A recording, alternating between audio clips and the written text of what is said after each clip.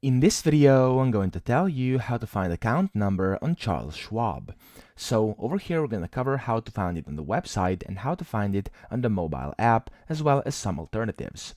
So to go from the website, what you want to do is first go to Move Money tab in the very top row, and then select Routing Numbers and Direct Deposit.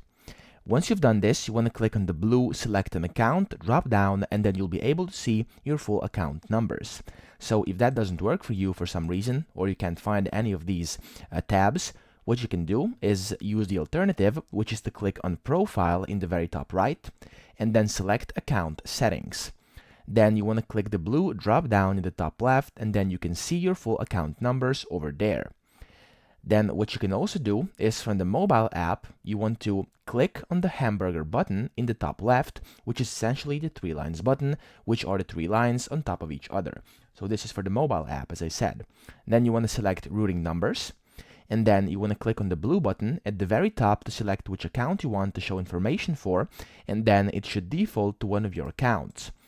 Then what you want to do is you see your 8-digit account number, which will be the last 8 digits of the 17-digit numbers listed next to the account and then number. Okay, so you'll see 17-digit number. The last 8 digits are the one you're looking for, essentially the account number, the 8-digit account number.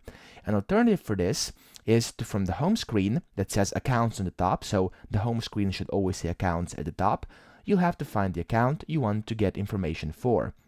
Then you'll have to tap the 3 vertical dots for that account and then select routing numbers. And yet again, as I explained over here, your 8-digit account number will be the last 8 digits of those 17-digit number listed next to the account and then number. So the 17 numbers will be displayed, the last 8 digits are the number you are looking for, and essentially the account number.